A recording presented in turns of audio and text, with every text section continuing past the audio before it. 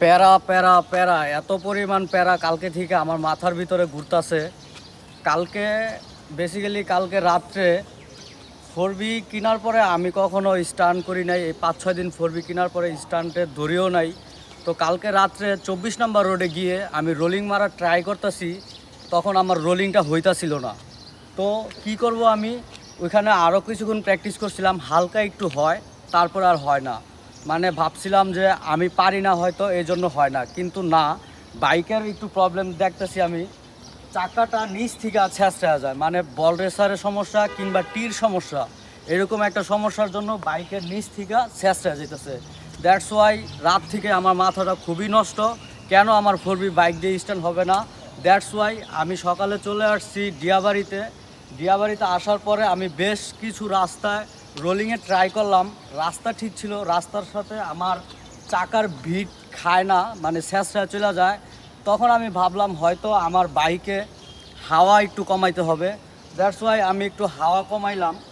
হাওয়া একটু কমানোর পরে আমি আবার প্র্যাকটিস করলাম, কিন্তু রোলিং উঠতেছে না, মানে ছেঁচড়া যেতেছে নিচ থেকে, এইভাবে চলে যেতেছে। যেটা এরকম হওয়ার কথা ওইটা এদিক দিয়ে চলে যেতেছে, কিন্তু এটার প্রেশার, এই প্রেশারটা ঠিকই নিতেছে, কিন্তু নিচের প্রেশারটা নিতেছে না, ছেঁচড়া যেতেছে। এখন কিসের প্রবলেম? আমি ভাবছি রাস্তার প্রবলেম। তো ডিয়াবাড়ি আইসা আমি আরও অনেকগুলো রাস্তার ভিতর আমি রোলিংয়ের প্র্যাকটিস করলাম, ঘামায় গেছি অলমোস্ট, তো রোলিং হচ্ছে না। Bad luck, my bad luck. আমি নন এবিএস বাইক, অনেক খুশি মনে নন এবিএস বাইকটা নিছি, এখন রোলিংয়ের প্রবলেম দিতেছে। তো আমার কাছে এখন হাতে একটাই অপশন, আমার টিটা পাল্টাইতে হবে। আর টি পাল্টানোর আগে আরও একটা অপশন আছে, সেটা হচ্ছে আমার বল রেসারটা একটু চেক দিতে হবে। সো সর্বপ্রথম আমি বল রেসারটা চেক দিব। চেক দেওয়ার পরে যদি রোলিং না হয় তখন আমি টিটা পাল্টে ফেলবো। টি পাল্টানোর পরেও যদি না হয়, এই বাইক আমি আর চালাইতামই না, এই বাইক নগদ সেল দিয়ে দিব। কিন্তু এত জিত উঠলে কেমনে কি করা যায়? আমি একটা স্ট্যান্ড লাভার, এখন যদি স্ট্যান্ডই না হয় তাহলে আমার কেমন লাগবে আপনারাই বলুন। আমার খুব রাগ উঠতেছে এই বাইকটার উপর। তো বাইকের দোষ না, দোষ আমার এতটুকুর ভিতরে একটু দোষ। আর আমার ওয়েল সেল বাম পাশেরটা, সাসপেনশনের বাম পাশের রডটা হালকা পরিমাণে ঘামায়। এখন কি সমস্যা এটা আমার খুঁজে বের করতে হবে। সো গায়েস, কি করার, একটু রাগ উঠে গেছিলো, কিছু করার নাই, স্ট্রাগল করতে হবে বেশি।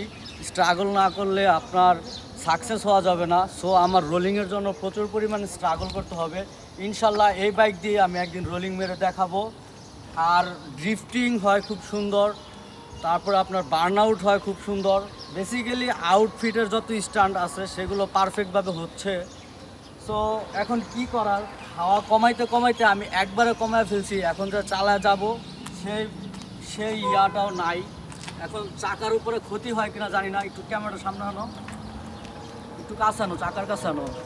গাছ দেখতেই পারতেছেন হাওয়া একবারে নাই বললেই চলে। তো দুইজন প্র্যাকটিসে আসছিলাম, একজন বসেছিল আর আমি প্র্যাকটিস করতেছিলাম। তো প্র্যাকটিসের ভিডিওগুলো ফাও দিয়ে লাভ নাই, কারণ হচ্ছে না। তো কি করার। সো গায়েস, একটু বেশি বেশি দোয়া করবেন যাতে আমার বাইকটা রোলিংয়ের জন্য প্রপারভাবে রেডি করতে পারি। সো দ্যাটস ইট, ভিডিওটা এই পর্যন্তই। মনের ক্ষোভটা আপনাদের সাথে প্রকাশ করলাম। আপনারা আমার জন্য দোয়া করবেন, আমার বাইকের জন্য দোয়া করবেন, যেন আমি প্রপারভাবে রোলিংটা কমপ্লিট করতে পারি। রোলিং কমপ্লিট করতে পারলে আমার বাকি সব স্টার্ট আমি হাতে আনতে পারবো।